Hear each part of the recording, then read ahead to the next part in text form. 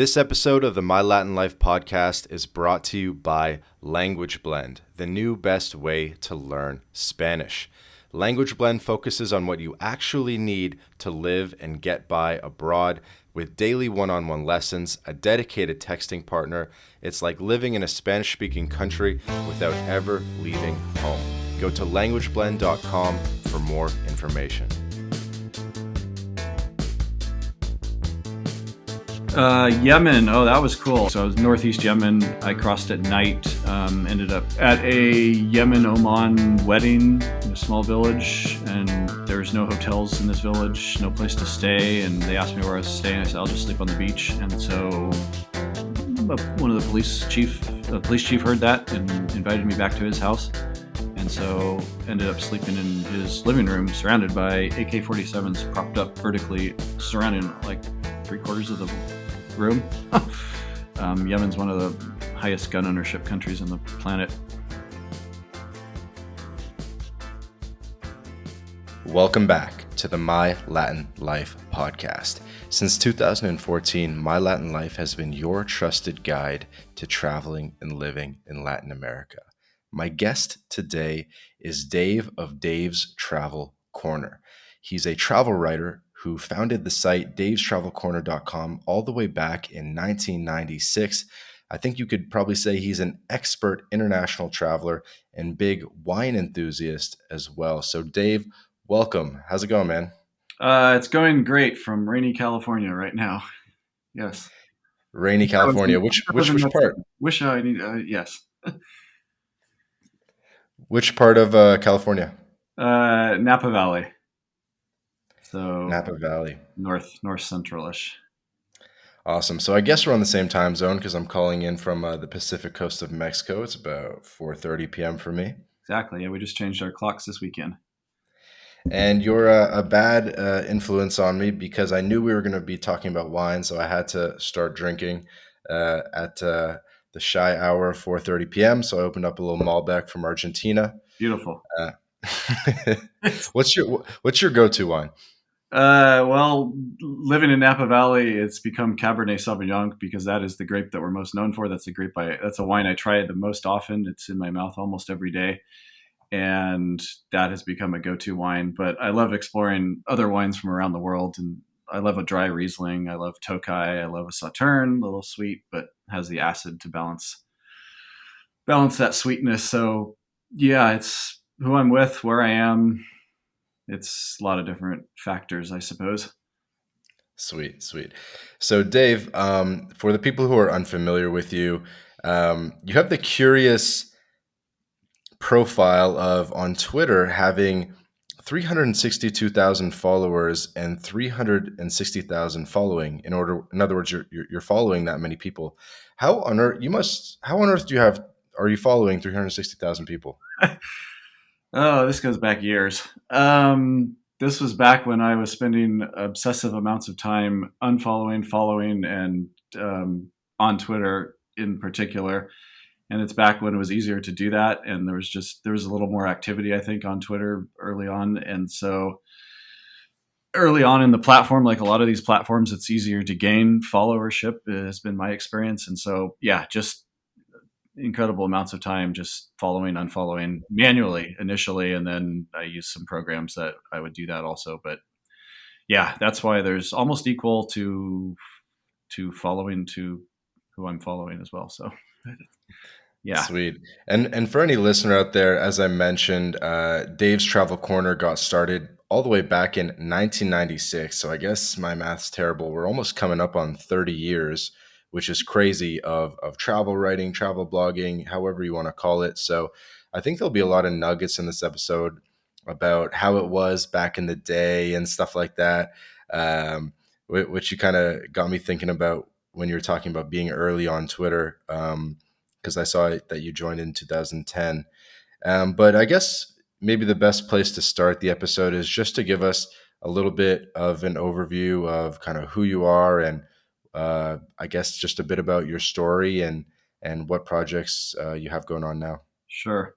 So I've always enjoyed writing, and I think my first big international trip was in 1996 to Nepal, and that just made a pretty significant impression on me from both the adventure and the hardships of trekking up to Everest Base Camp and getting really sick and just being carried down the mountain on the back of a woman's back and just throwing up all the time and just being exposed to other religions, other culture, other foods, and just a complete sensory overload compared to what I was raised with growing up in California and family that traveled a little bit but didn't have the budget to travel a lot with kids. And so it was just a total eye opener. And so I combined my love of writing with my newfound love of travel, and that was a pretty significant adventure travel to kick things off. And so that was the type of travel that appealed to me, and just started doing more of that over the years, and then working with tourism boards and hotels and credit card companies and a lot of places and spaces in the travel sphere over the years, and just slowly building up the site, just completely organic. There was no intent to turn it into a business or paid content, sponsored content. Social media wasn't even around in 1996. The internet was a lot slower back then. The software was a Mhm. lot worse. I still have frustrations with software, but it's not as bad as it was when I was on Microsoft Front Page building the website back in the late 90s. One of the worst, That's even one of the amazing worst that you've been able programs. to. What's that? It's amazing that you've been able to hold on to that domain name so long.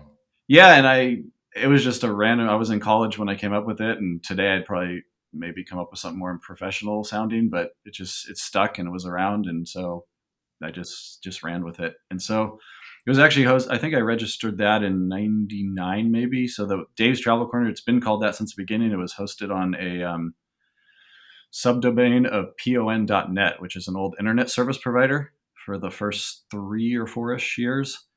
And I actually had built a website at Cal Poly in San Luis Obispo on on their platform, um, also built around travel. It was not called Dave's Travel Corner; it was just a personal website.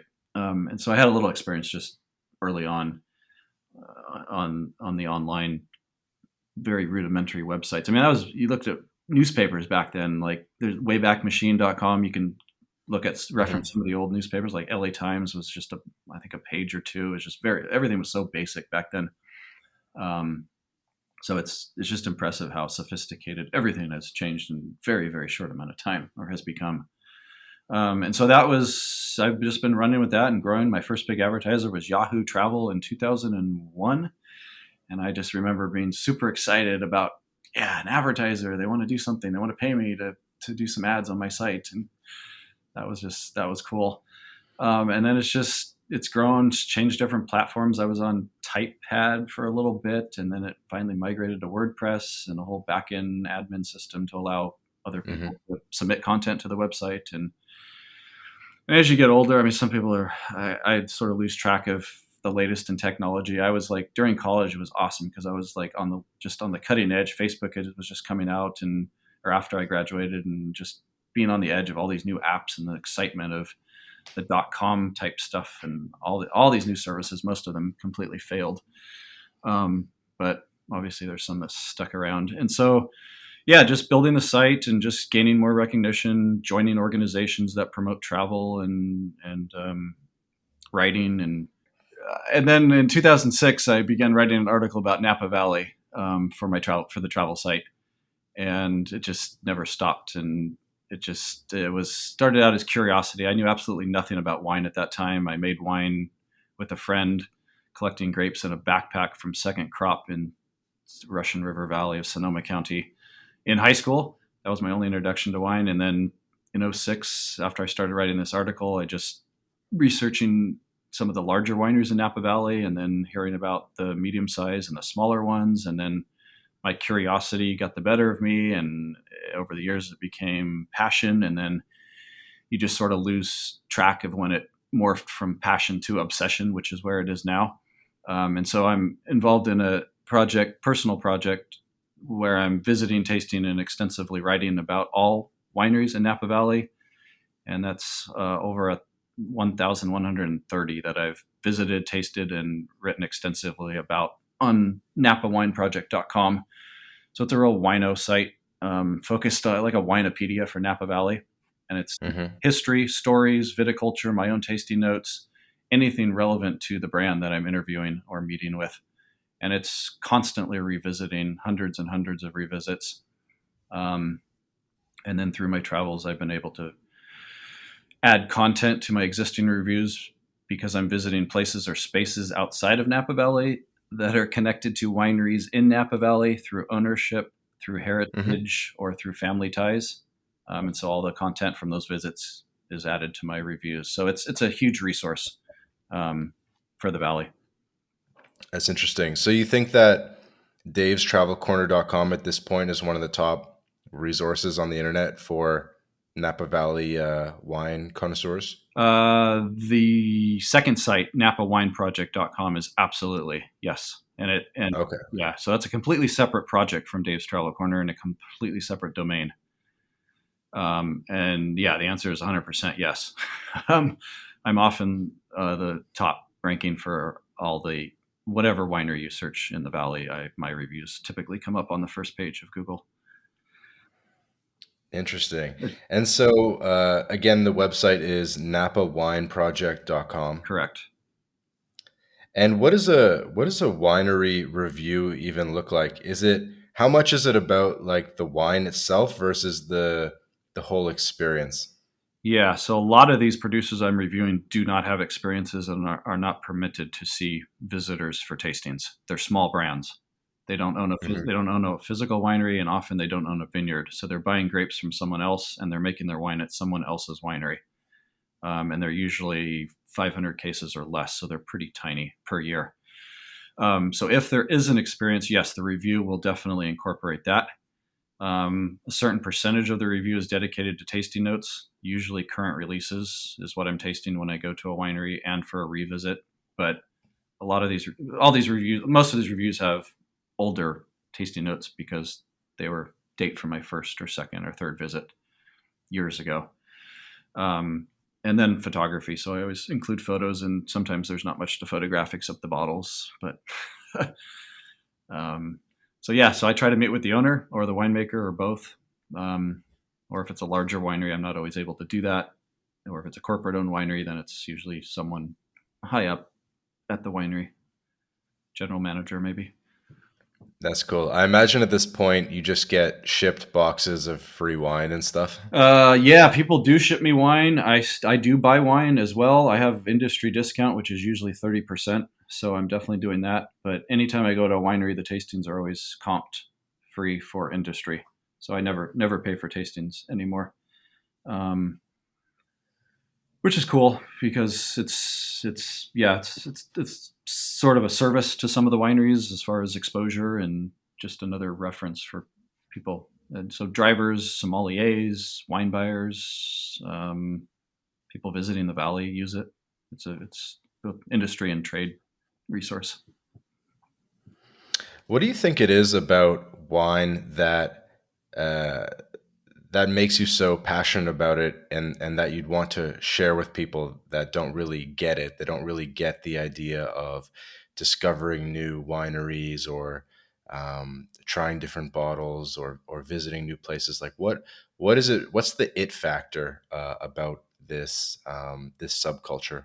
For me, it's been just learning as much as I possibly can. My personality is sometimes just really driven towards specific topics, and this one grabbed me, and it's close to where I grew up, so I've been surrounded by it. My On my Italian side of the family, grandparents made wine, so I have had some exposure to it in the past. It's just I didn't grow up in a winemaking family or a commercial winery, but just being able to learn something so much and knowing that I will never even learn half of what's out, even close to what's available out there, and things are always changing, and it's an evolving industry, and it's something that has sometimes has a little mystique about, and just trying to dumb it down and try to just make it understandable for people, and um, just it doesn't need to be something that's difficult to understand.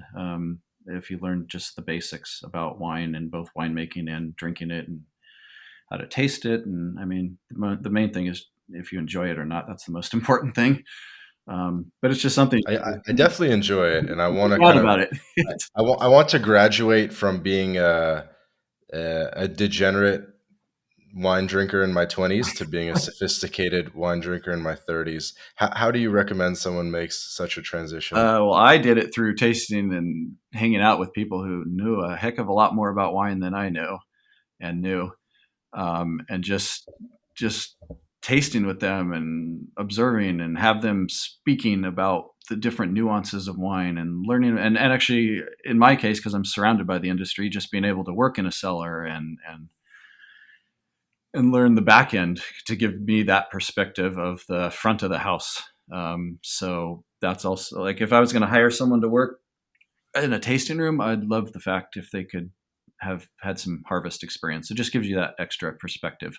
Um, but the main thing is taste different wines from around the world. Don't limit yourself to one type of wine. People come to Napa Valley and they say, I hate Chardonnay, ABC, anything but Chardonnay. And they've maybe just been exposed to cheaper supermarket wines in some case that are, especially with Chardonnay, like oaky, buttery, maybe even sweet. And then they find out, oh, there's a whole nother style here that, wow, this is really good. And there's not to say there's anything against those other style of wines because that introduces a lot of people to Chardonnay and people love those different styles. Um, but just be open to wines from around the world and different styles of wines. Mhm. We have one Do you wine. have any of like your sommelier licenses? No, I don't have any of that stuff. It's all been learned by doing and tasting and just wines in my mouth every week when I'm in California, every day almost, and just learning the lingo and tasting with people who really know how to write about wine and how to taste and are able to articulate what they're tasting and what they're smelling. And texture is a very important part of wine. How do the tannins feel the in your mouth? Are they rounded? Are they fine grained? Are they coarse? Are they sharp? Are they harsh? Are they dense? I mean, there's so many different descriptors you can use for how just that particular characteristic feels. We're getting way off topic. I think. No, it's cool. I mean, we're just trying to butter you up and get you flowing for the episodes. So, what? Okay. Uh, But yeah, there's one winery in the valley. They do everything on the edge. They're fermenting with crystals. They're doing skin fermented white wines. They're doing very low alcohol wines. They crush like 50 different varieties a year. They're so different than other wineries in the valley, which because Napa is so focused on Cabernet Sauvignon as the red grape and then Chardonnay as the white grape, um, and the economics here are can be harsh. So there's not a lot of room for experimentation if you own vineyard land or buying vineyard land in Napa Valley. So wineries that do experiment tend to source from outside of Napa Valley, where land tends to be cheaper for vineyards. hmm. And you mentioned that you have a little bit of Italian background. Where in Italy are they from? Um, Not far from Genoa. Um, And so there's a little village called Casarsa, and my brother In the actually, north. yeah, north exactly. My brother been living in Italy for about 10 years, um, and then my other side is from originally on my dad's side is from Luxembourg. So very fortunate to have applied for and been approved for citizenship for both Italy and Luxembourg Oh shit. a number of years ago. Yeah, so it's fabulous for travel. Just especially in 2020 and 21 when I was able to go to Europe when Europe was basically shut down to foreigners unless you had a citizenship. Hmm. But just having other passports is awesome. Like for Cuba and Iran, at least from a U.S. and American, where you have to join a group and apply for visas way in advance, and you can't travel Hmm. solo in certain countries, and just yeah, having that extra passport is really nice.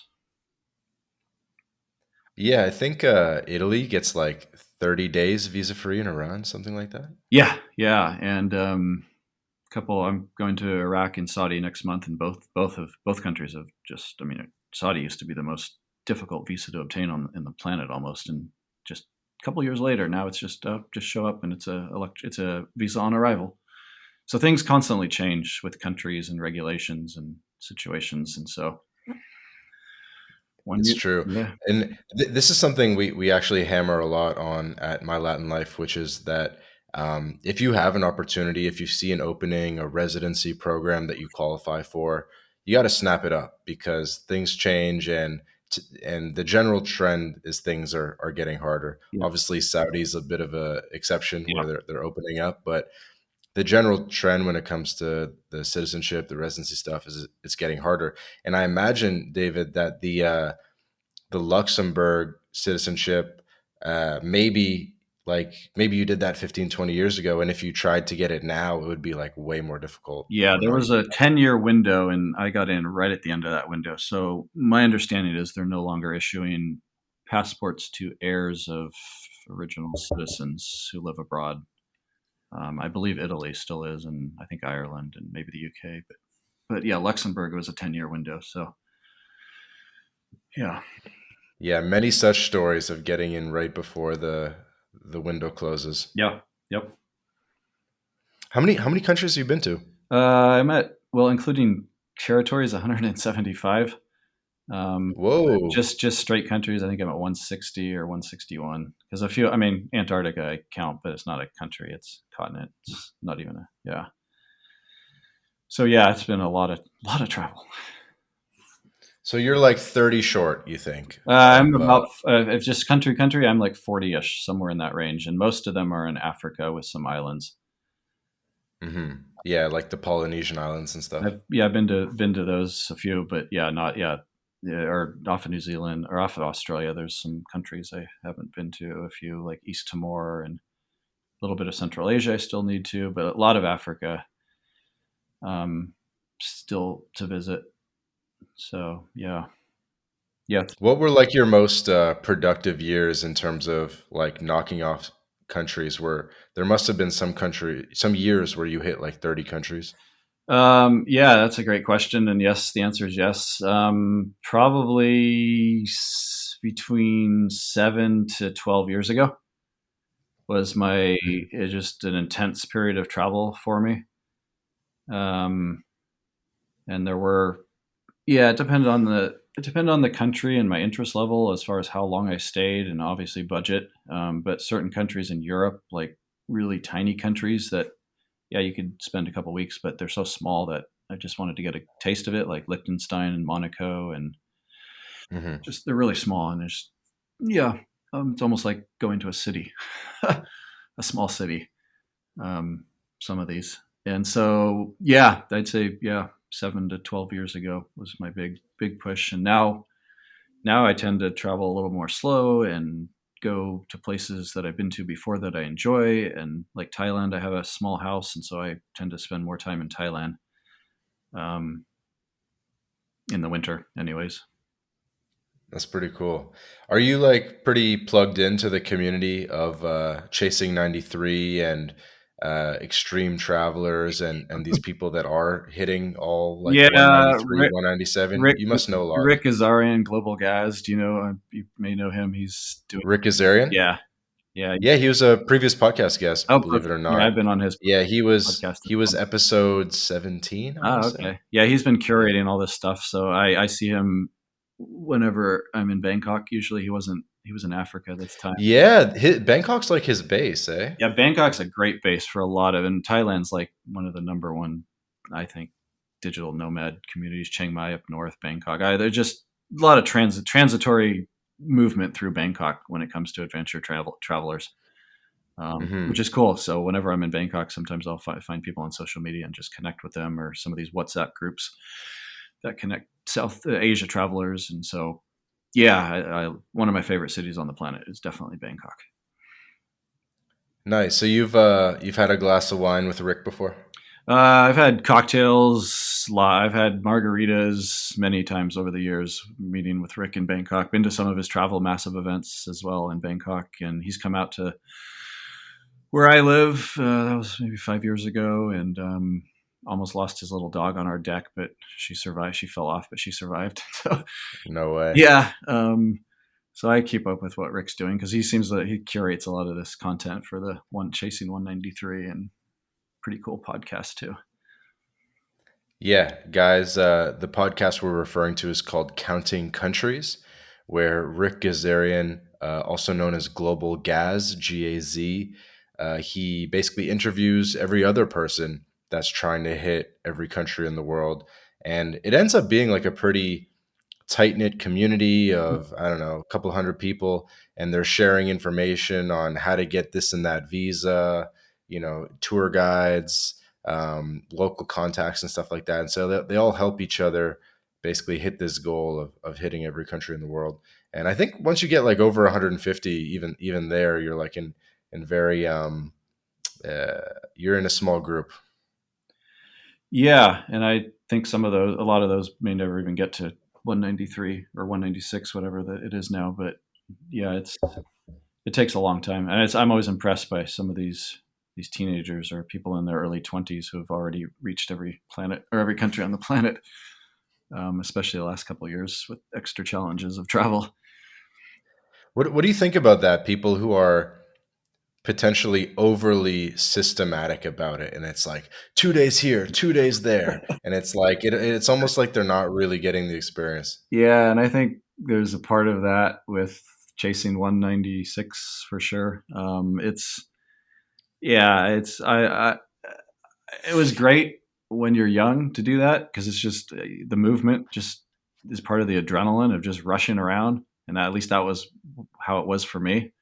I hated to stay still. I just wanted to pop into places and just get a quick taste of it, and that was great. But as you get older, and I have, you just I don't know, you gravitate more towards the experiences and slower travel and just returning to places that touched you or you connect with on some sort of emotional level with either the people or whatever else, the Mhm. food, all of that.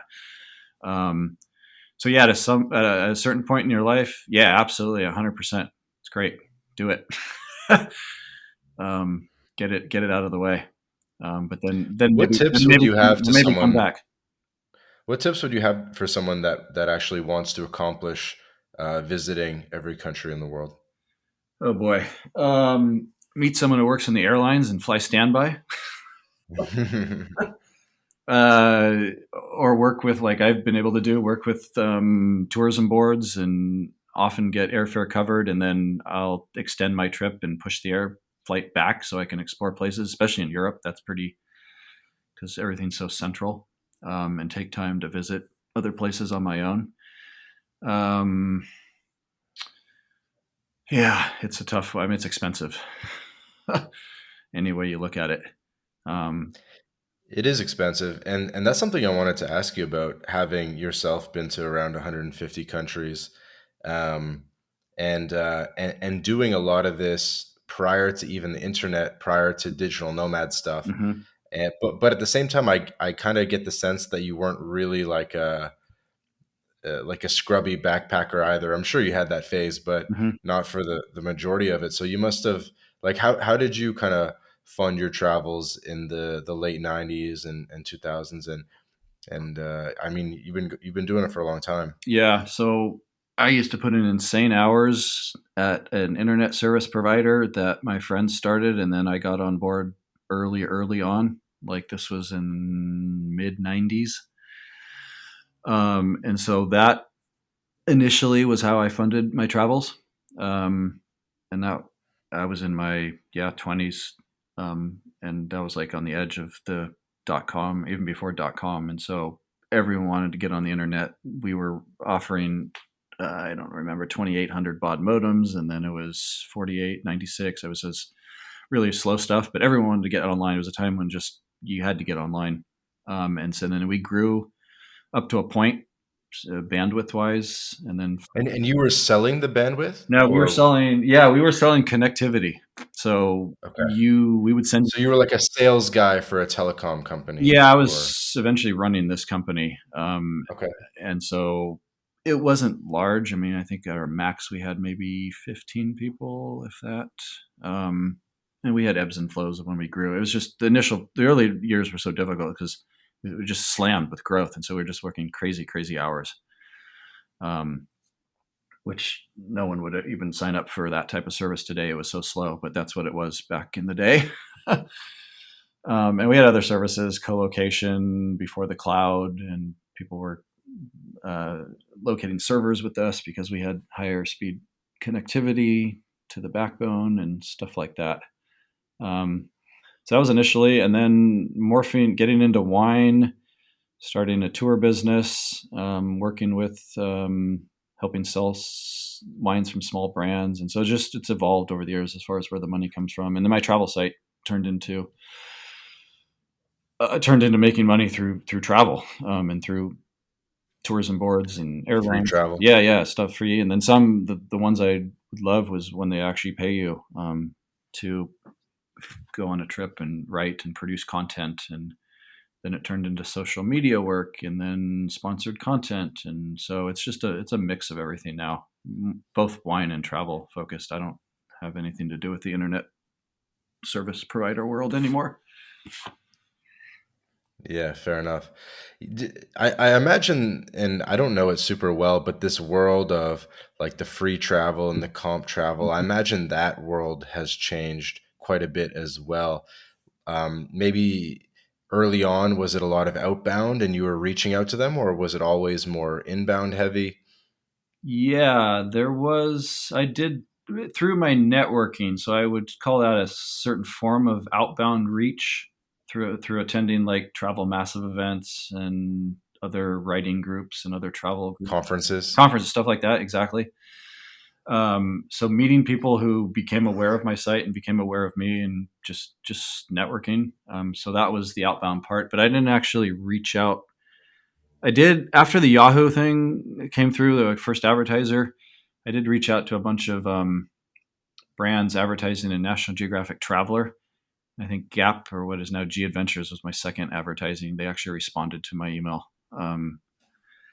The CEO now, or the founder. He's still, I think, still running the company. But most of those quote comp trips or those press trips were people reaching out to me, just sending me an email one day. Um, Hmm.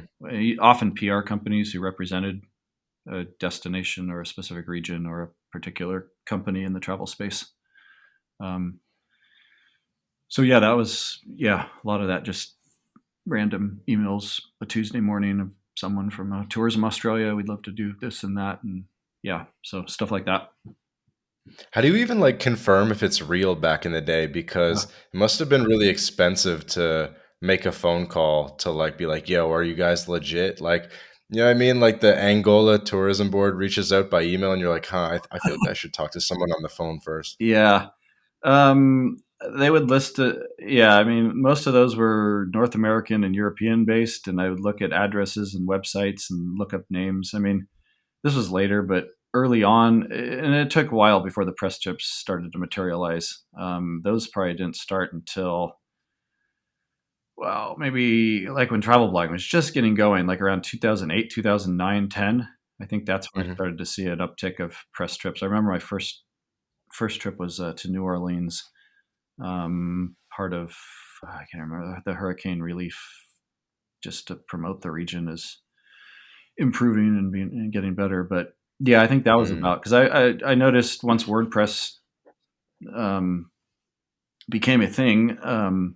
That's about when there just started to be so many travel blogs, and for many years I kept a very extensive directory of travel blogs in English, like .com names, and I Hmm. was up to almost 10,000, and it just became too much. I hired someone to update it, Wow. and I think it's dropped to 4,000. But the amount of travel blogs on the internet is incredible, um, and most of them are dead within a year.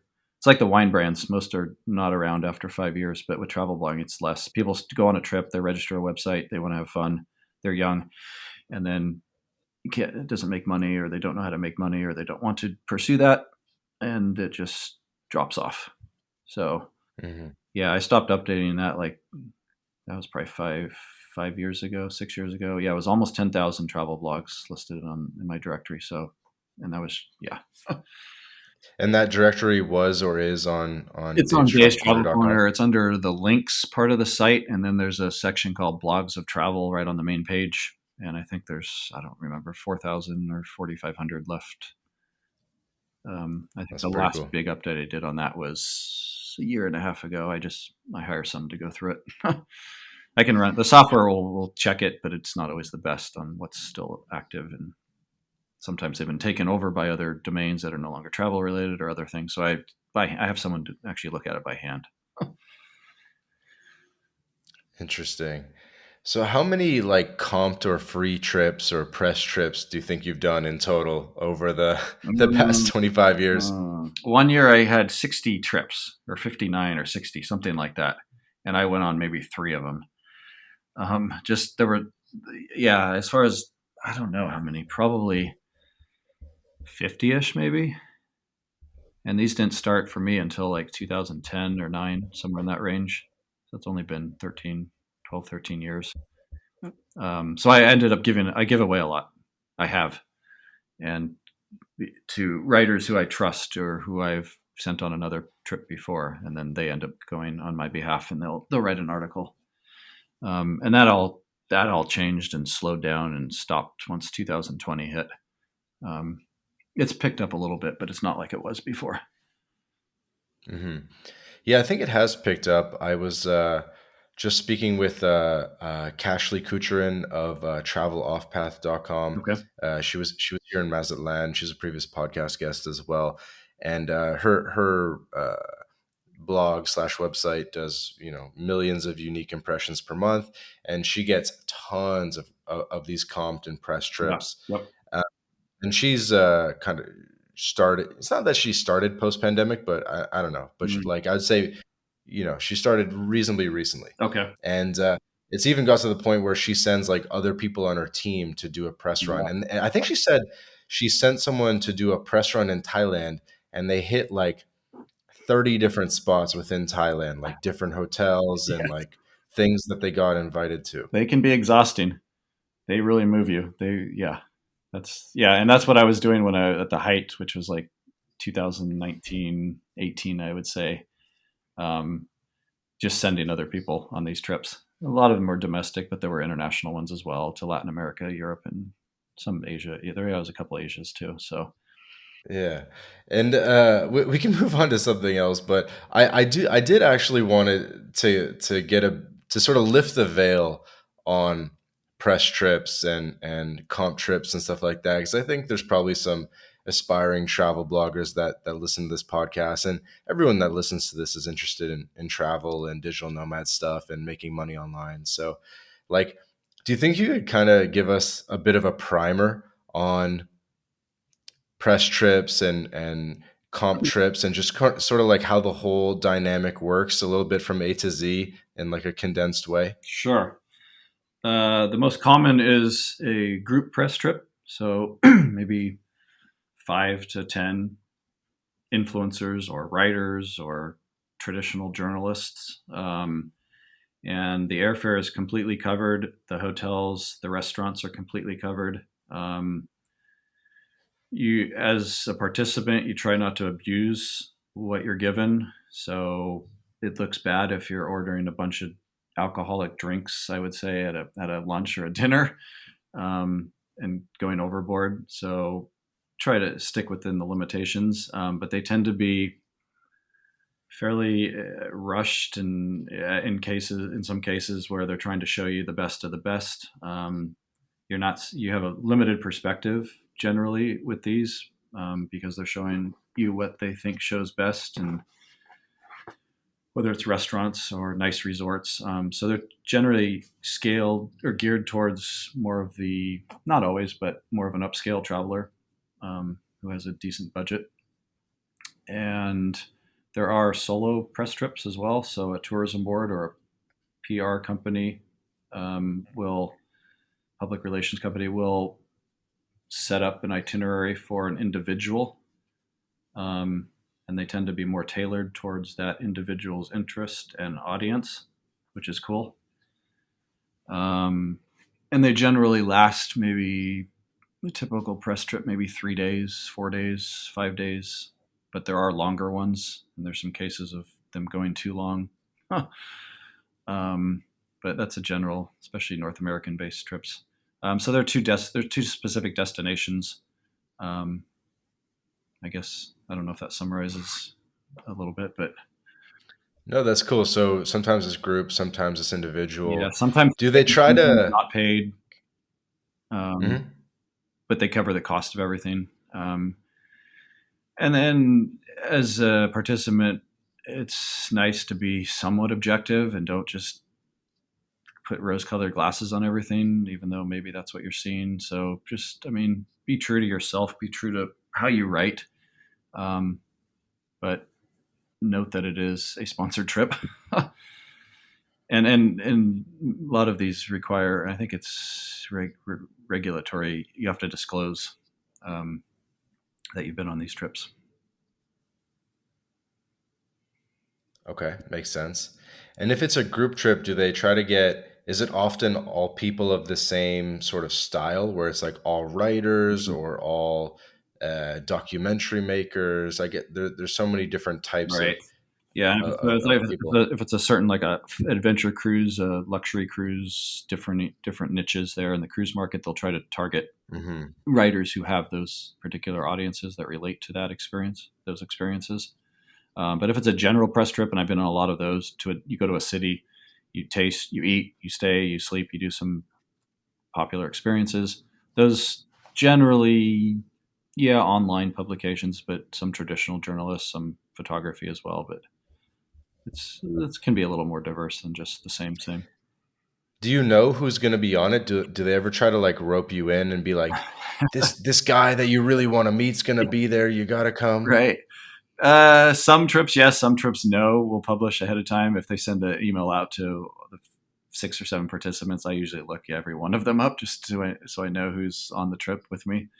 But other Hmm. times it's completely quiet until you actually arrive. And Isn't that trippy? On in both ways, it's trippy. yeah, If you know everyone, it's kind of weird because it's like, yo, we got Dave's Travel Corner. You got to come. We got legends in the house, and million dollar, it's million funny because dollar. they use you as like the anchor guy Yeah, almost.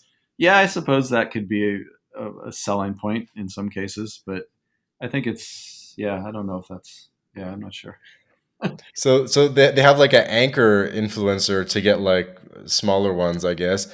And then on the other side of it, it's crazy if they purposely keep it secret because maybe people don't get along, maybe there's like Mm, a beef that they mhm, don't know mhm. about or who knows. Yeah, yeah, yeah. So yeah, you're in these group trips. You're often with all the other writers. Sometimes you can get away for your own experience if you've cleared it ahead of time, but or if you have some free time. But yeah, yeah there's a lot of group time.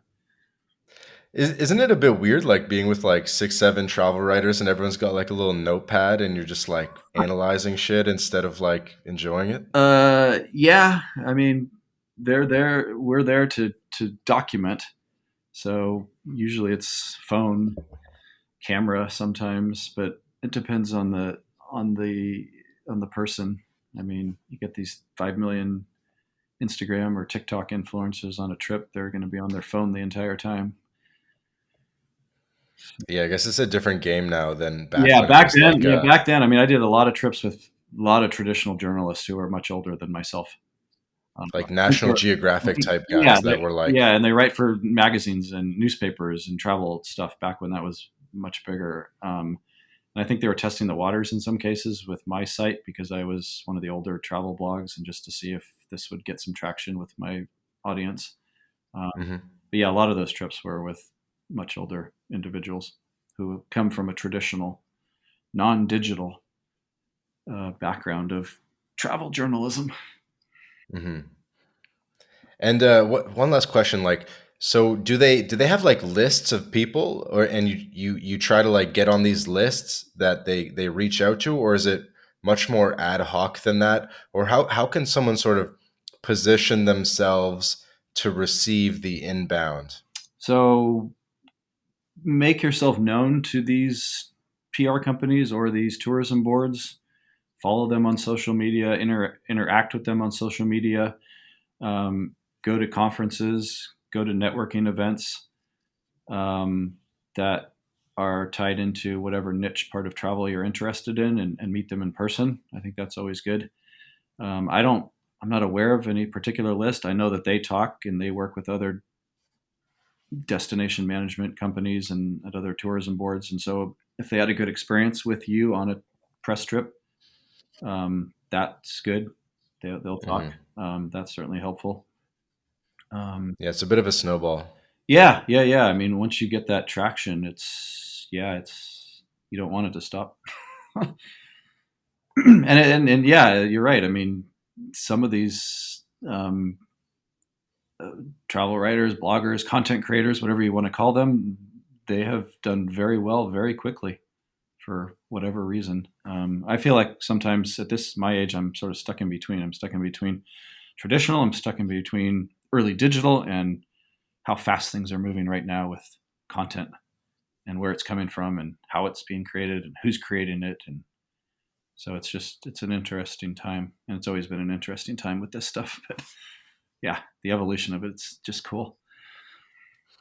And then, Dave, you personally, I imagine you've been close to some prestigious and major publications, National Geographic, maybe Scientific American, things like that. Like where have you gotten articles placed in the past if people kind of want to look up some of your previous writings? Rob Report, which is more of a luxury wine travel lifestyle magazine.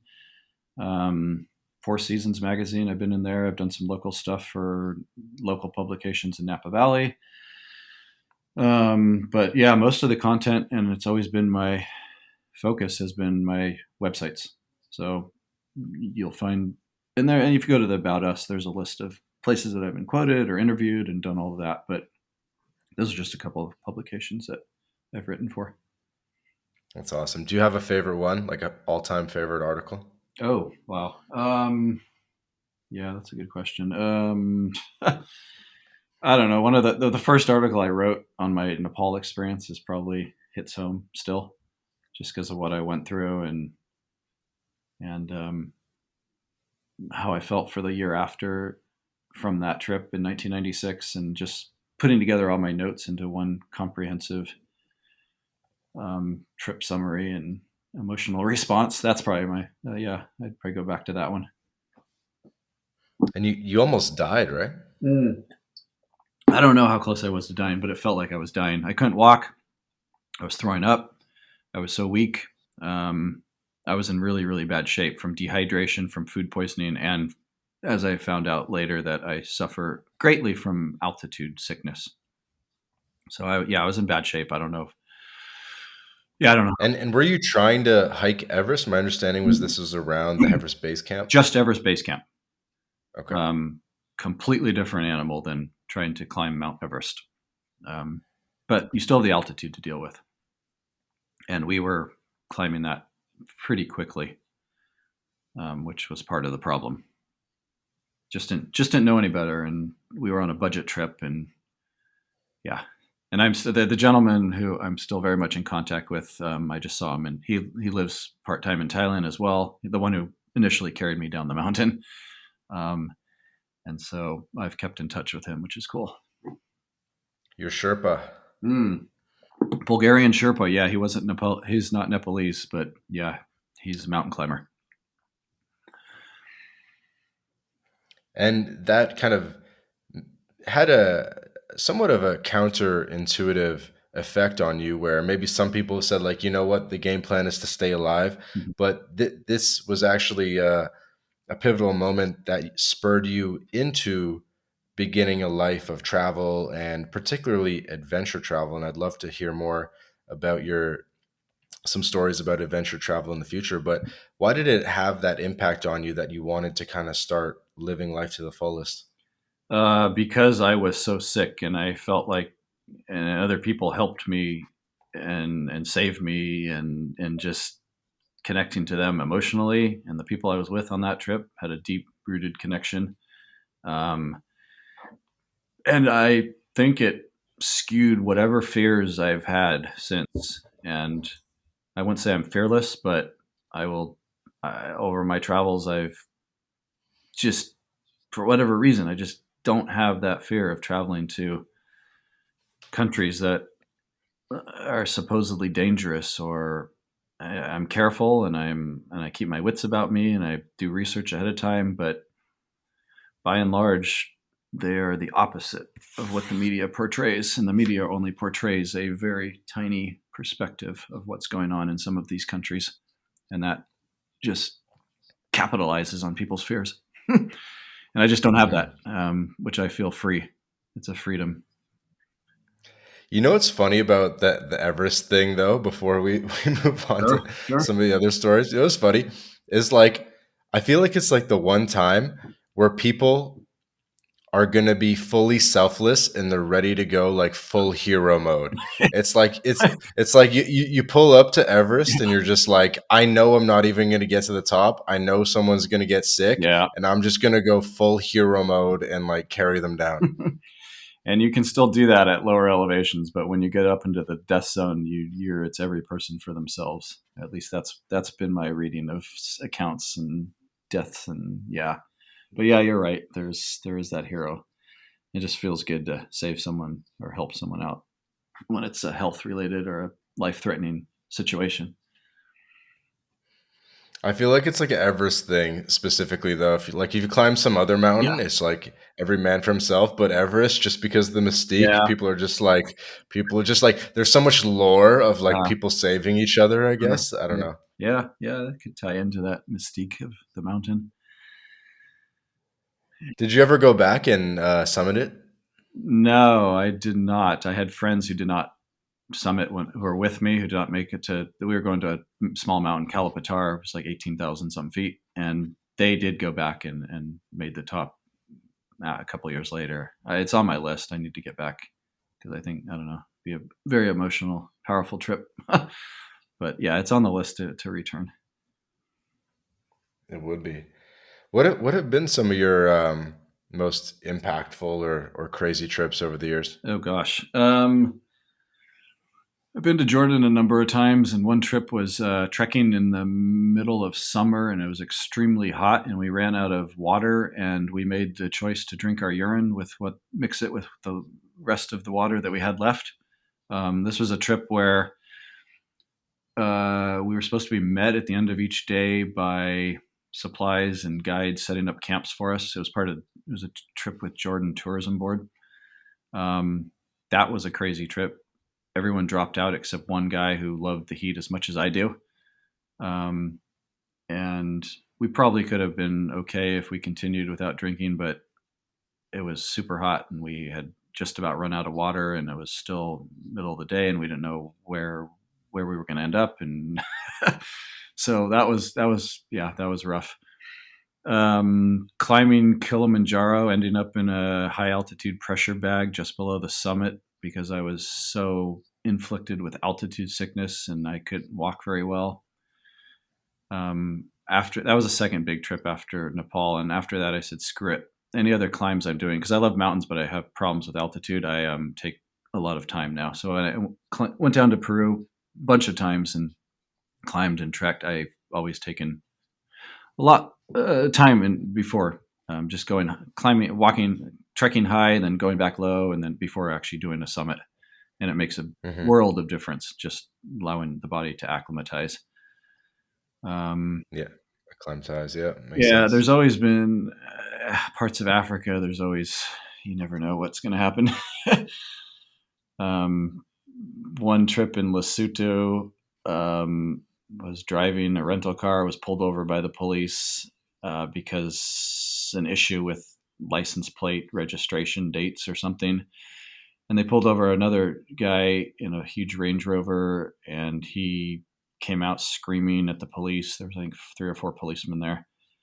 And then he ran back to his vehicle, pulled out a pistol, and then just ran straight up to all of us and pointing the pistol at everyone.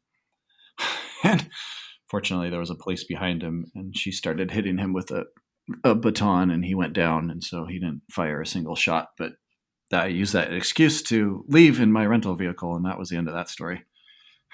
Um, so I just, yeah, South Africa coming upon rioters burning tires and throwing rocks at my car from a long distance away, and so just turning around really quickly. But just random. I mean, yeah, you never know what's going to happen, especially in Africa.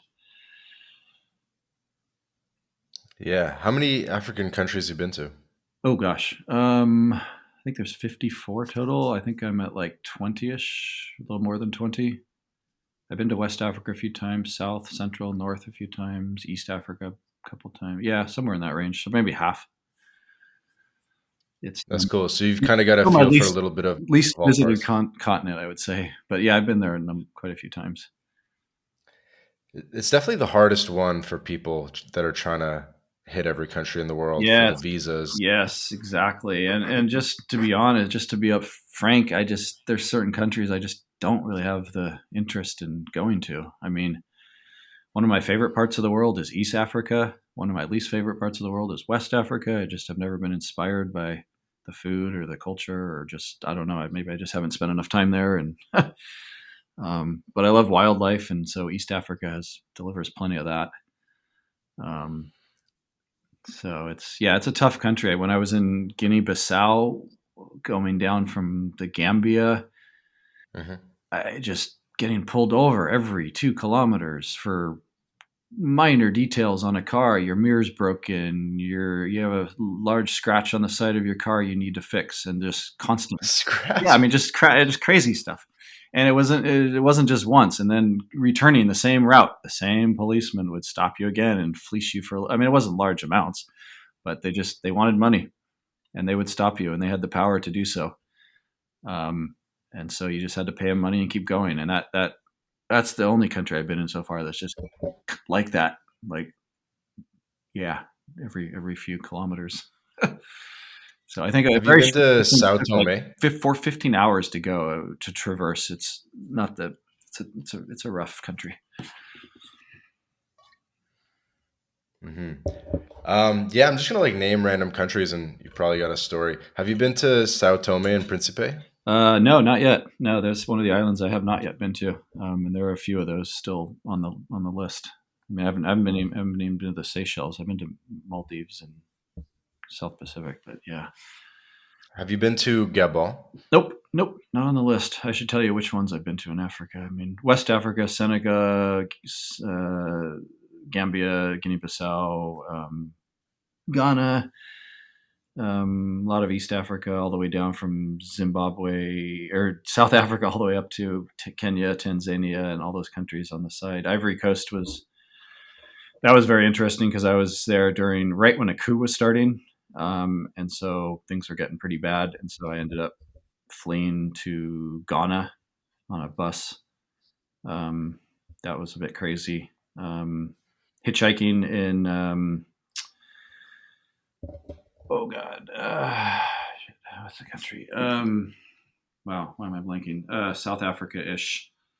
um, Namibia, yeah, no, Botswana. yeah, I've been to Namibia. Geez, let me just. Why am I totally blanking on that trip? It was the Gold Coast. I think we were going to Mozambique. Thank you. Jeez, there was no roads, and we were ended up hitchhiking with 4-wheel drives and just going over the sand dunes with some cool dudes from I think Johannesburg, um, and just making our own roads basically, and ending up at the coast. That was really cool.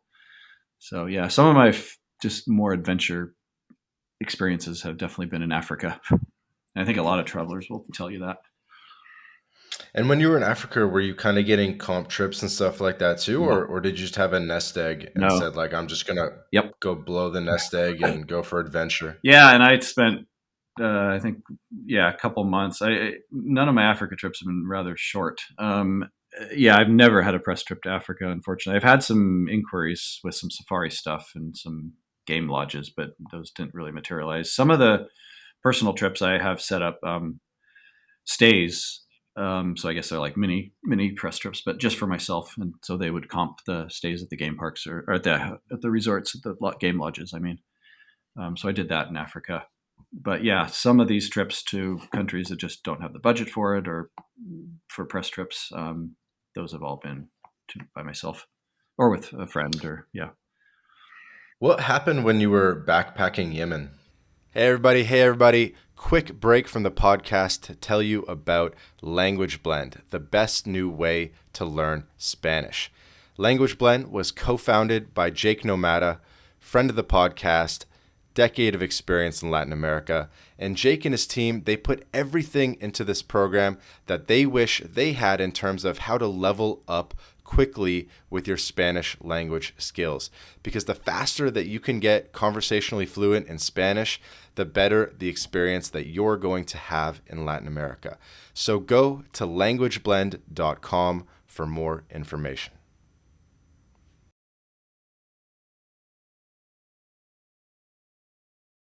Yemen. Oh, that was cool. So I got the inspiration to go to Yemen when my friend from Afghanistan crossed the border illegally during one of their holidays, and was in Yemen for like 3 or 4 days without having a passport stamp and had to cross the border back illegally. And he talked really good things. So I was northeast Yemen. I crossed at night. Ended up in a village at a Yemen Oman wedding in a small village, and there's no hotels in this village, no place to stay. And they asked me where I was staying. I said I'll just sleep on the beach. And so one of the police chief heard that and invited me back to his house. And so ended up sleeping in his living room, surrounded by AK-47s propped up vertically, surrounding like 3/4 of the room. Yemen's one of the highest gun ownership countries on the planet. Um, Mm-hmm. and so then he introduced me to another friend, police chief, who drove me to the next village. And then I met some other folks, locals, and ended up going out to some Bedouin camps and just letting things develop. I had no plans. I had no idea what I was getting into. It's just, and it's like, that's a country that there was kidnappings and there was lots of problems, but I never felt unsafe at all.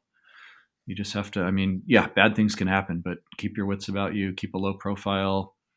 Um, One of the weirdest experiences was going out with guys in one of their, like a Land Cruiser, cruising for chicks is what they called it. And they're, In Yemen. yeah, in Yemen. And they were covered head to toe in the burqas, the hijabs, and their faces completely covered. And we couldn't really see anything. That leads to another. The masculine urge. Yes. That leads to another story. I bought a hijab, the full burqa, everything, the full clothing, and brought it back and gave it to my sister, and she wore it on her first date with her now husband from India. She was testing out potential boyfriends to see how they'd react, and they walked across the Golden Gate Bridge in California. She wearing that completely, and she walked into the Fairmont San Jose, and the police were called over because they were wondering. This was like after 9/11, and I guess there was just a lot of paranoia.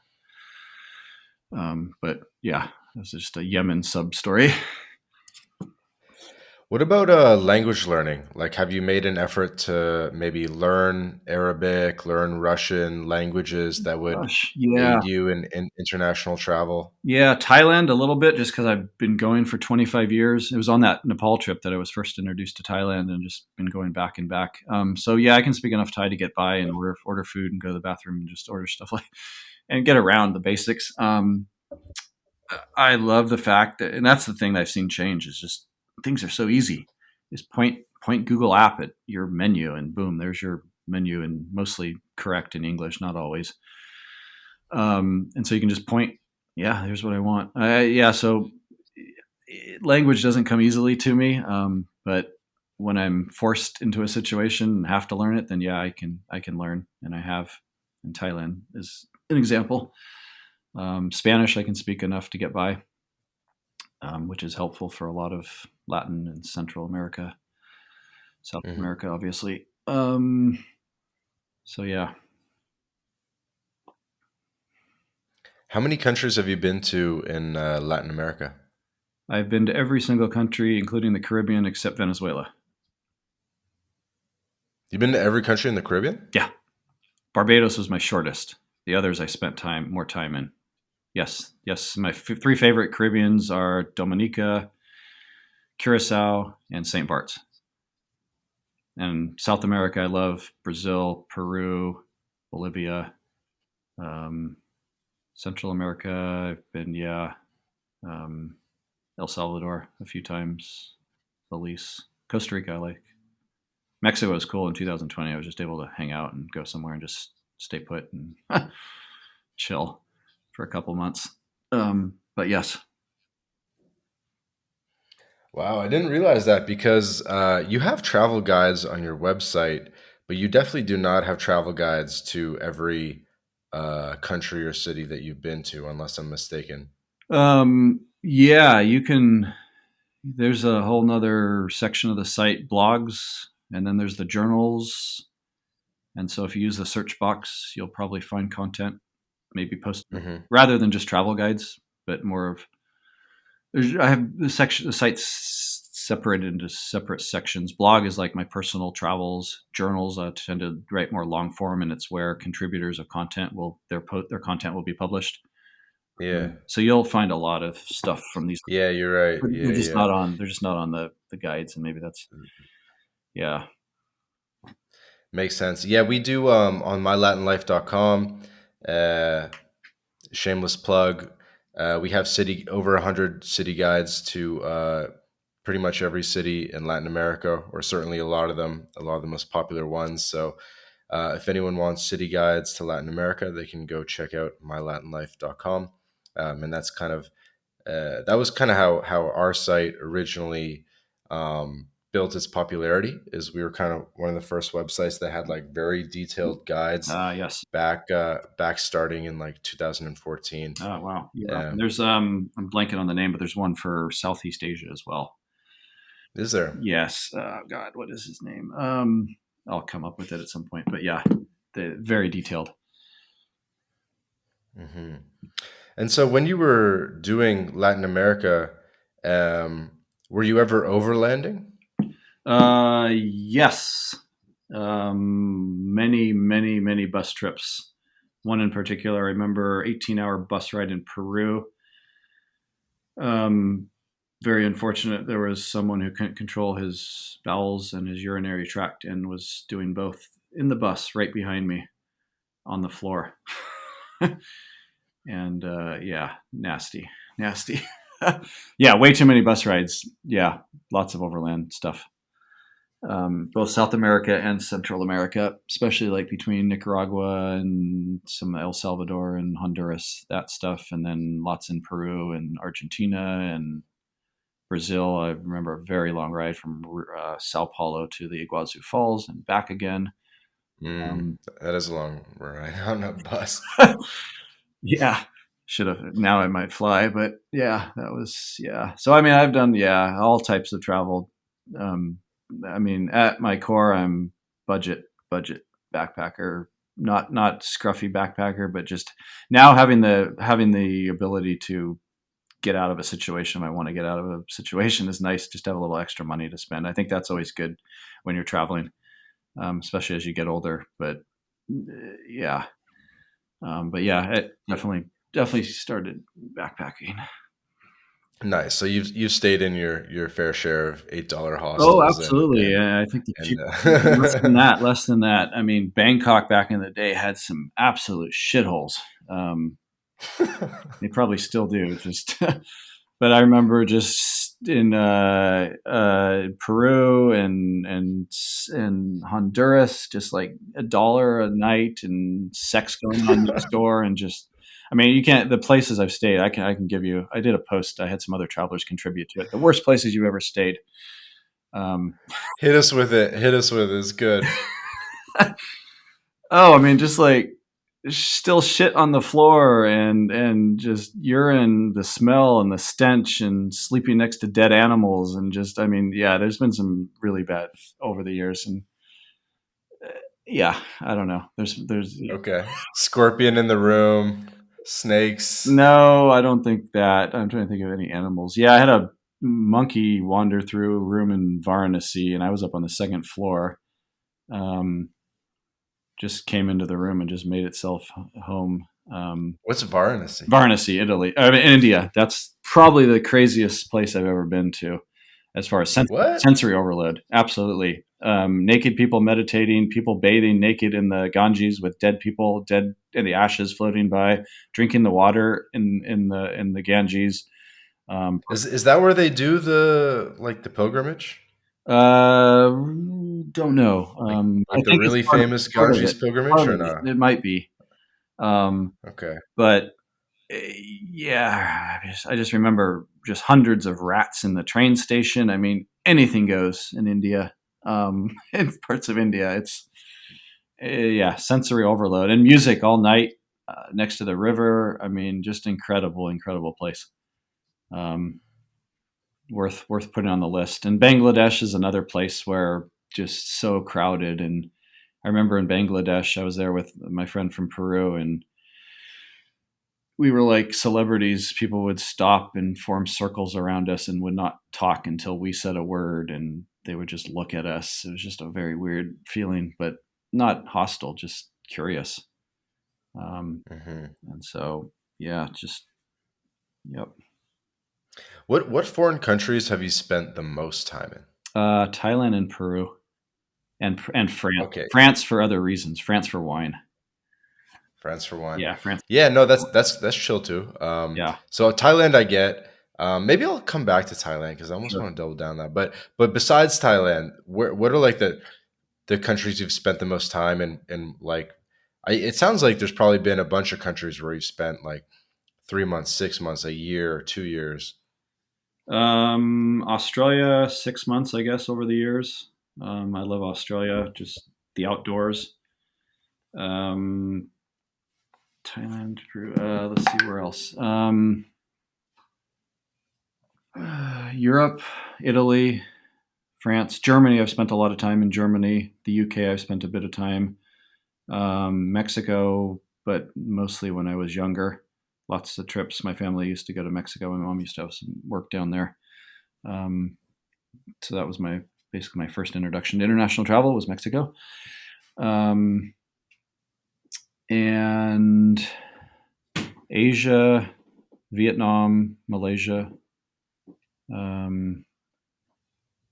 think where else? I would love to go back to Tahiti. I've been a couple times, French Polynesia.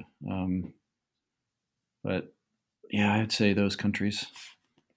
Wow. So other than Thailand, where you currently have a home, it's France, Peru, and how would you round out that top three or top five? Well, the states for sure because I spent a lot of time here. Well, yeah. Yeah, I don't know if that was part of the.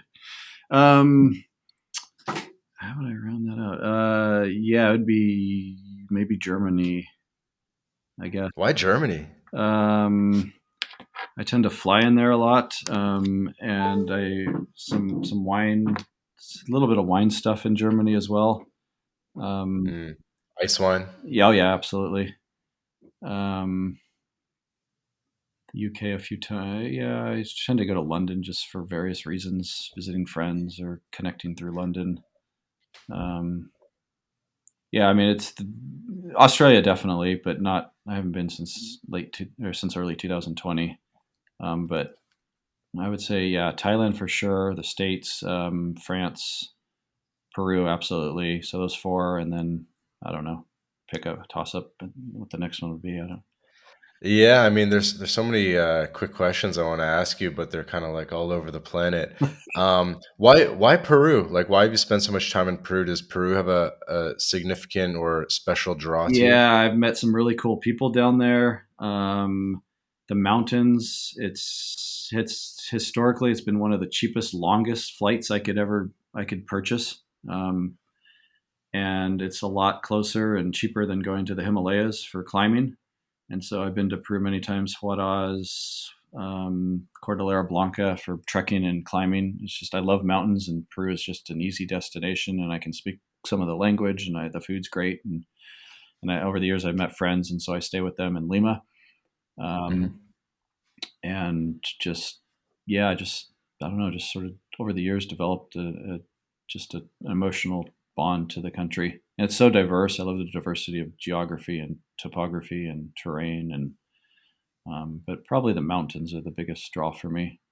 They're not as massive looking as say in Argentina, but I think they look more impressive. They're just more jagged. Certain parts of Peru just have that really jagged, rugged mountaineering look. Yeah, that's pretty cool. And when you're in Thailand, do you miss the wine? Because we haven't talked about wine too much, but I think it's probably pretty obvious to people you're a wine fanatic.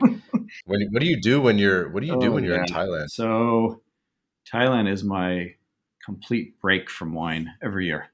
I don't drink it. I don't try not to think about it. I try not to write about it.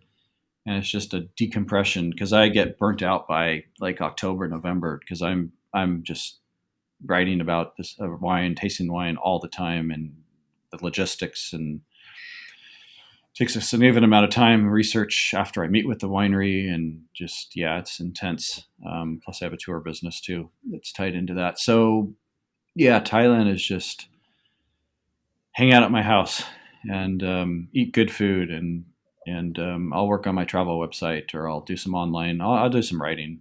I'll read. I'll drink spy wine coolers in the hammock. I'll go into Bangkok and meet people, or go drink at bars and go back to the house. I usually try to get to the beach at least because I'm 2 hours east of Bangkok, so I'm not next to any water. Um, but I'll try to go to an island or two. Last year I was there twice, and then yeah, this year I just got back. Okay, so it's not a full alcohol break, just a wine break. Yeah, that's true. That is true. It's a total break from wine. Because I need that break. And I come back, I feel totally refreshed. I feel more creative now, and I just more, yeah, can do what I do better. Mm. I'm curious about like Italy and wine. Mm-hmm. Do you have like a special affinity for Italian wines? Because I was kind of surprised that you said you spend more time in France and maybe not Italy, where you have like a bit more of like a family and Right. emotional connection. I can explain why. Um, so Bordeaux is by far the most connected wine region on the planet to Napa Valley through ownership, through winemakers, through heritage, through varieties that we grow in both places, through education. And so, but then that's not only that, it's Champagne and it's the Rhone, it's other parts of France. And these are a completely different type of trip style than my normal adventure travels. Um, and Italy has some connections to Napa Valley, as not definitely not as much as France. And I've been to Italy for wine a few times. It's just I don't know the region as well as I do France, and I think that's just because of my focus on Napa Valley and wanting to connect with places outside of Napa that have connections here in the valley. Hmm. Okay, makes sense.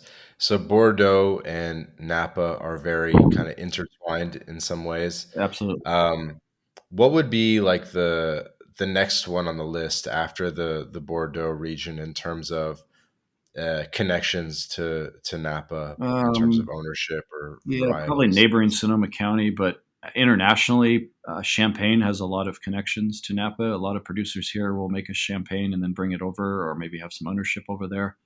Families Hmm. come from Champagne, um, followed by maybe Provence, and yeah, I'd just categorize France in general, with Bordeaux being the strongest. Um, I just Interesting. Latin America back to South America. I would say probably so. I'm almost up to 700 places now outside of Napa Valley that I've visited, connected to the wineries here, and I'd say probably the top dog and my most memorable wine experience outside of Napa is Bodega Colome in Salta in northern Argentina. Yeah. Okay. That's owned by Swiss tycoon who just died a couple weeks ago, Donald Hess. It's the oldest winery in Argentina. There are vines still dating from 1854 in the ground. He has this amazing James Turrell art exhibit where it's an interactive, so part of the building's open and they have you do some activities where you're lying down watching the stars and clouds, and there's a beautiful resort there, and it's right underneath the snow-capped Andes. And he has they're among some of the tallest vineyards in the world, over 10,000 feet. Um, it's an incredible experience, and it's like you're driving on his property because I think he's at over 100,000 acres. It's all dirt roads. It's great. It's incredible. You say 100,000 acres? Yeah, oh, it's big. It's huge. Yeah, and he's Whoa. built stuff for the village. There's a village not far from the winery there, and he and his wife lived there for a couple of years, doing visa runs to I think Uruguay for like 6 years. So the family has a lot invested in that property, um, but it just combines everything, just sense of place, and sense of history that I look for, and great Mm. wines, and just the elevation is cool and the visuals. And yeah, it's Yeah. What's it called again? Bodega. Colome. So Colome. Bodega y Estancia Yeah, Colomé. you've got it. Cool. Yeah, we had if anyone else is interested on the we had an episode with Bowtied Mara, Mara, who's a Dutch guy that lives in Argentina, and we talked a little bit about investing in wineries, Ah, specifically in the Salta region as ah, well, yeah, on that episode. yeah. Mendoza has a reputation for Argentina, and that's where most people go. But Salta is absolutely worth exploring. Do you think it's low key better for wine, Yeah, the Salta yeah. region than the Mendoza region? Everything's more low key up there. It's harder to get to. There's less producers. It's maybe not.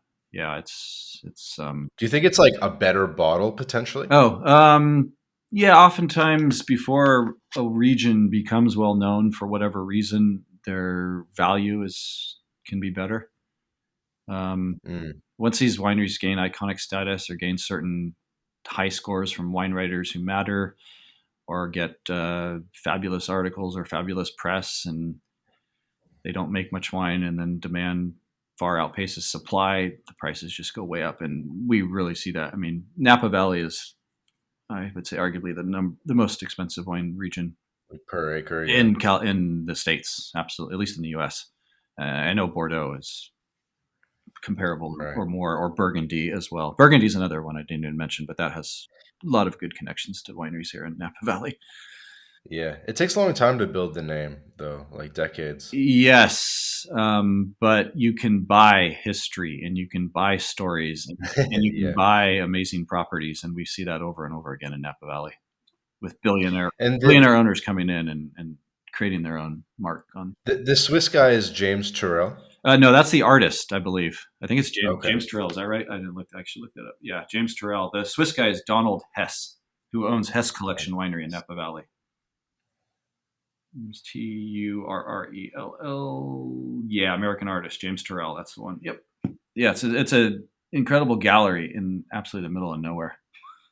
Okay. And then there's one in Napa. It looks like Hess Person Yeah, Hess Estates. Person Estates. Yeah, that's his Napa property. He also owns Bodega Calafia, which is also in Salta.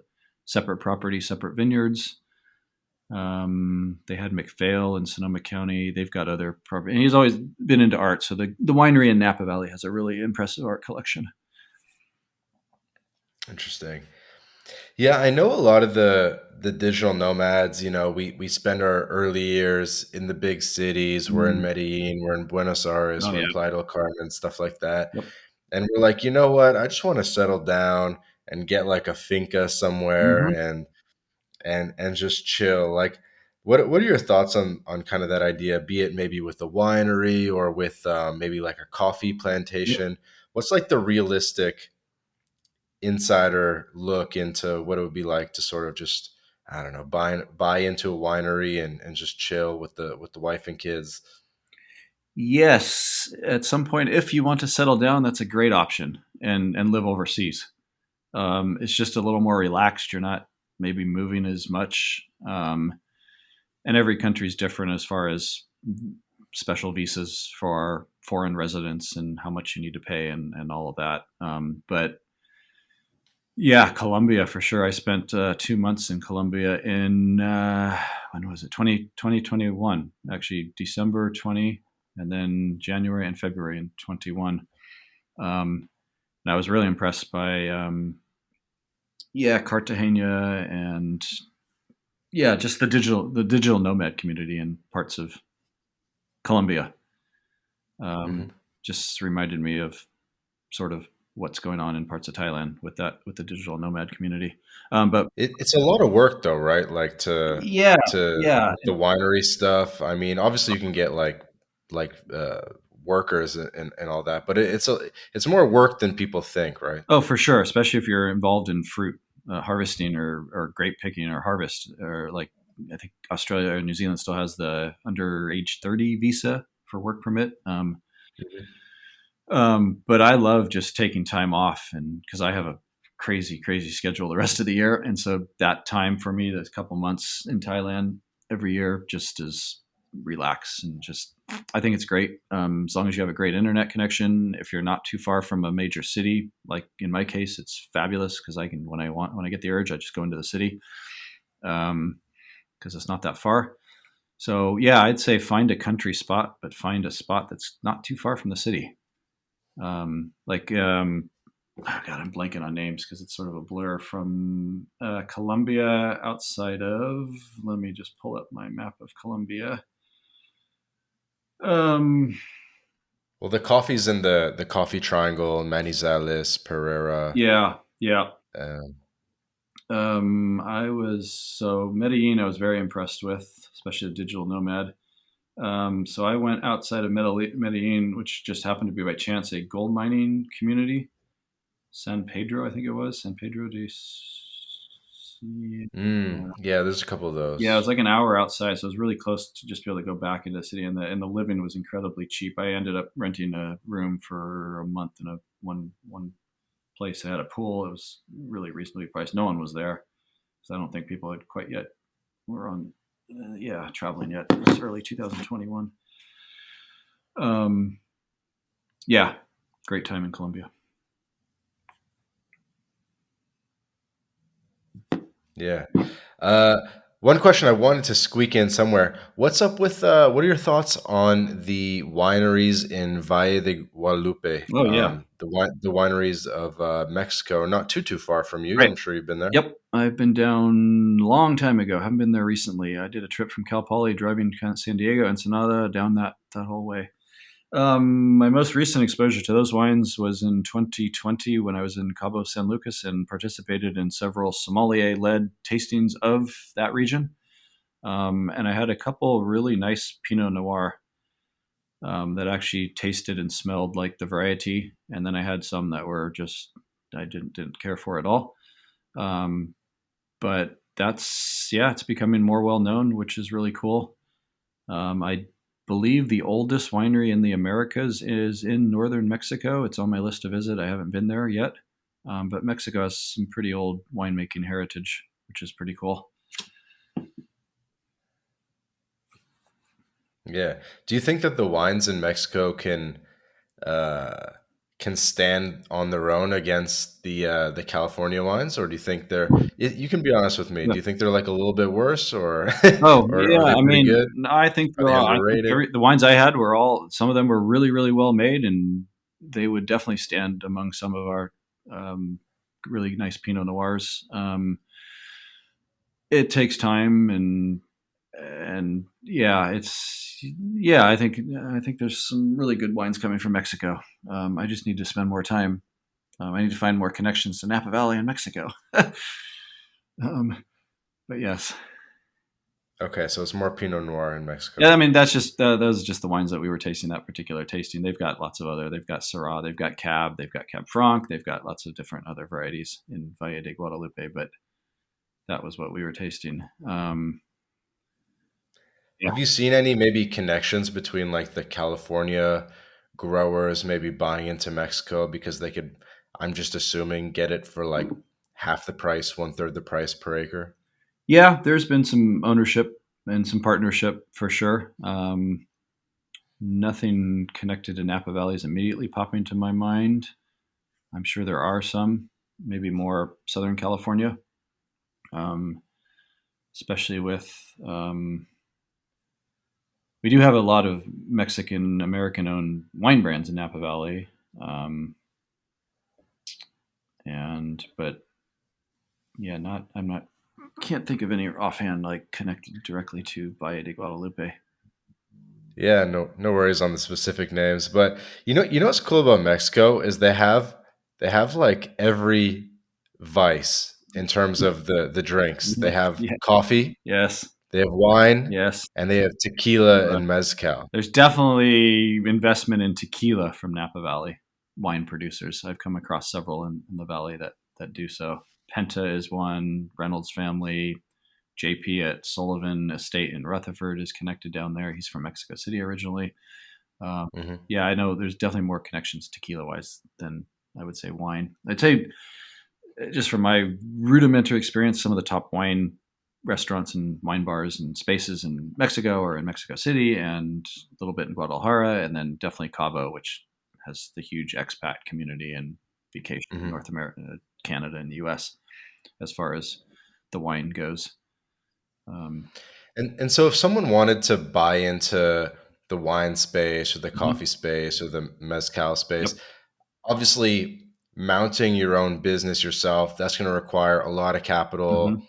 Kind of have no domain experience. You're probably going to get cooked. Mm. You're probably going to get screwed somehow, or like Yeah. whatever's just not going to turn out too well. So, like, what's the play? Is the play to maybe buy like a 10% share in an existing operation, or maybe to get involved at like the distribution level, so you're not like touching the farm but you're like Right. involved in the, I don't know, like is Yeah. like there's a couple different angles to get into it, right? If you want to just kind of get exposure Yep. and Startups are exciting, but they have a very high rate of failure. So, an investment into an existing brand that maybe is trying to grow its existing distribution would be the way I would look at something like that. And if you want to do something a little more boots on the ground, then have local partners. Um, but there's got to be a trust factor there in the relationship. mhm. So, yeah, it's a tough one to do something overseas. Start small. We visited a couple of just locally run fincas, coffee, just a hillside. They grow everything. They make everything on the property and in Colombia. And Mhm. trying to combine that with a tourism element was what they were trying to get into. So I think that can be important, um, because people love to experience something that's very authentic to a place. I mean, coffee's not from, in my understanding, from Colombia, but it's become associated with. Great. I mean, they definitely win a lot of awards. Yeah, I of mean, course. you've been to Ethiopia, I which have is just supposedly briefly, where, briefly in Addis Ababa. yeah. Yeah, yeah. Yeah. Yeah, so I think it'd be cool to maybe like, I don't know, throw down 20K, 50K, Hmm. I don't know, whatever, and like get like a 5, 10% stake in Right. a farm or a distributor or something, and just kind of be part of it and get all your free samples and Yes. who knows, like Yes, and taste them with your friends, and it's cool. Yeah, it's a lot easier to do something like that overseas. I mean, cheaper compared to like coming into Napa. like Into the Napa, barrier to entry, you've yeah. got to be a billionaire almost, and you've got to have major money in other businesses before you come into Napa these days. If you're going to buy property, there's a lot of Hmm. young winemakers who have started their own brands, but they're often purchasing grapes outside of Napa at a different price point, different varieties. But they're making the wines in Napa through however they can work it. Like maybe the winery they work at has allowed them to use part of the winery for their own barrels and doesn't charge them. And so there's other ways you can get into the business without spending huge amounts of money. So you said earlier on that like most wineries or people in this industry aren't around 5 years from now, Hmm. and you kind of drew the comparison to travel blogs as Yeah. well, which I Yeah. found kind of interesting. Yep. And a lot of the game is really just surviving. What do you think is the factor that allows some people to survive and others to not survive, particularly in the wine industry? Is it just stick to itiveness, or is it marketing, or is it product, or some combination? It's obsessiveness with details. It's being a people person, and these are for small brands that I'm talking about. It's persistence. It's figuring out how to keep your cost as low as you possibly can. It's doing the work yourself. You're not if you don't have the budget, you're going to be making the wine yourself. You're not going to hire someone because that's very expensive. It's not owning land. It's not owning vineyards. It's buying grapes from wineries that sell grapes or the growers that sell grapes. Hmm. Um, and it's a balancing act of time. And I'm just talking from experience working with small brands. Bigger brands who have more funding, who have more partners, that's a different story. Um, the odds are stacked against these small brands because we're a distributor focused country, um, where wine is distributed by companies, so 3-tier system.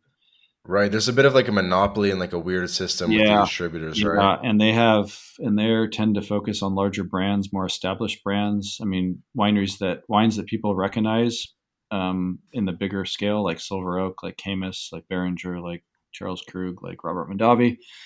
Um, it's hard to break into a large distributor if you're a 500 case brand. That's not a lot of wine that goes very far. So they have to build up a very strong direct to consumer market, which the odds are already stacked against them in Napa County because we're extremely regulated. And so if you don't have the right permits and the infrastructure, the buildings, the bathrooms to see visitors, you can't do so legally. That's not to say hundreds in this valley do under the radar see visitors for tastings at their house or their vineyard. So you've got to build up a strong direct to consumer market as a Hmm. small brand, and that means selling direct. So you got to find your niche. Your niche is not going to be a large distributor. There are small distributors that do like to work with small brands. So that's certainly an outlet. A mailing list, a wine club you develop, word of mouth, good press on certain websites and certain publications that matter are helpful. The whole Parkerization. Robert Parker was one of the most influential wine critics and an incredible palate, and promoted the 100-point score. And so he really helped brands if he gave them 100 points or close to that. But now there's many wine bloggers and many other wine writers that also do their own scoring, and so it's just become more score spread out. It's not like one resource or more. It's less centralized now. But back to your original question, persistence, going to wine shops, going to restaurants, and revisiting them. It just takes an incredible amount of time, and being persistent, but not being obnoxious. And uh, yeah, just being. I mean, just in our case, just having the words Napa Valley is a good thing. That's helpful. But having a lot of money to start with is probably the biggest.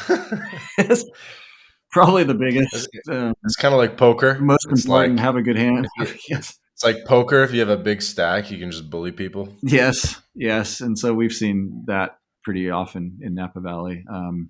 Just putting a bunch of money at things and hiring the right people. In that case, is a different story if compared to a small brand. But um, Random question, and yeah, I'll let you go. I know you've been generous with your time, but I've noticed through the Silicon Valley space because I work in tech that mm, a lot of people are getting really into getting these case deliveries yes, and like basically and buying into sort of like buying into lists or distributions because these certain small vineyards, mhm, they're only putting out like 500 cases a year correct. or whatever, Yep, like a limited batch. yep, And people are getting on waiting lists yes, to be part of this batch. yes, And I wish I knew a name or two to give you an example, but they're saying like, oh, I got into this batch, blah, blah, blah. Like I got a case, like my name is on the list yeah, for a case. Like sure.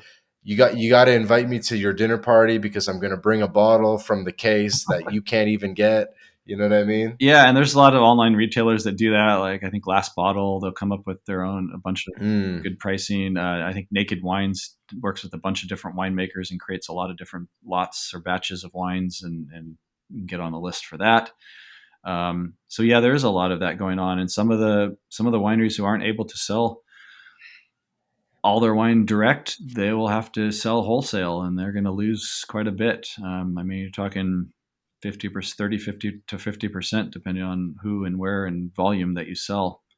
Okay, Off so the going retail price. direct is the Direct is the is play. absolutely the play for small wineries if you can build up your mailing list, and that's where the value will be if you ever sell, is having a solid allocation or mailing list that Like a consistently. fan base. Allocation, that's the word they say, "Oh, I got an allocation on this winery." Yeah, that's become a little more popular and prevalent, especially in Napa Valley. So if you get on you sign up for the list. Well, I mean, there's all different ways. Here's an example. I've been waiting 15 and a half years to get an allocation from Screaming Eagle, which is one of the more. Yes, yes, that's the one. I've heard of this one. Yes.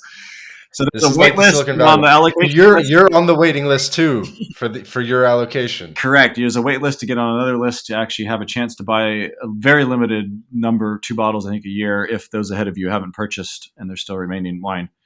So yeah, there's no hope. Screaming Eagle, you could probably go 40, 50 years. A lot of people are going to die before they even get their allocation of that brand. And I've tried the wines; it's good wines, but it's a show wine. It's a very expensive wine, and often hits the secondary, third markets at like triple, quadruple I've pricing. heard of this. I've heard Tim Ferriss talking Oh about yeah, Screaming Eagle. yeah. And so it's owned by Stan Kroenke, who's I believe married to one of the Walmart girls.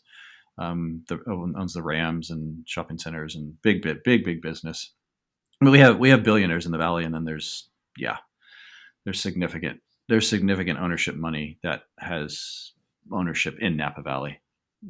I mean, it's It's almost like a signaling thing more than it's about the wine. It's more like I'm important because I have an allocation. yeah, I mean, there's definitely absolutely that part of it, especially when you get into that sphere, and they're not the only one. There's others in the valley, and that they don't like to be called cult, but oftentimes we'll call them cult wineries. There's just an obsessive fan base following them. They can't get the wines. They can't get to the properties often because they don't host visitors. They've all received high wine scores from wine writers. They're well established. They have some of the top vineyards in the valley. They hire the top winemaker. They hire the top vineyard manager. They put a lot of technology into their operations, and they do some charity stuff, maybe big charity stuff, or very, very limited high end charity work. And do just build this mystique over the years. Um, and so that's another level. And we see that you're going to see that in a place you won't see that in other wine regions. Not all wine regions have that.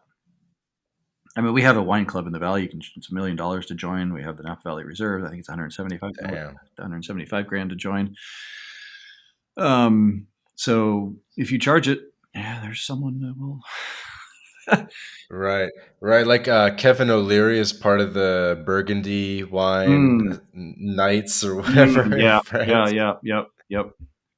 Yeah, Burgundy, Oh man, Burgundy and Bordeaux are, I would say, are equivalent to some of the price points that we see in Napa Valley, and more so in those regions even. Um, right. yeah, so it's a whole, yeah, it's just a whole. I don't know what you call it, community. Yeah. And so what if someone like wanted to get into the like Argentine wine market? Maybe it's a easier price point. Maybe they've Hmm. been spending a couple months in Buenos Aires. We've had like tons of guests from Buenos Yeah, Aires yeah, living yeah. there. Yeah, there's some So good like wine bars. what would be the play there? Like obviously you can do it for less money. Like would you say like, "Hey, I'll help you export to the States," or do you have just like a little bit of insight into how you could kind of angle yourself into maybe like a into the Yeah, industry there? talk to the Vines of Mendoza. It's a wine community outside of Mendoza. Um, Number of Americans are involved, including Napa Valley, and it's I think it's a Francis Mallman restaurant there. And you buy in ownership. You can buy into ownership of both property and I think wine brands. There's a resort component. Um, that's if you're looking to invest. I mean, that would be a good place to start, just to talk to some people who work internationally or with international investors. Um, but you're talking more of exporting Argentina wines, or Yeah, I guess just to get, I mean, there's a lot of ways to get involved. I mean, it's a bit of everything, right? It's like you want to be able to go to the cocktail parties.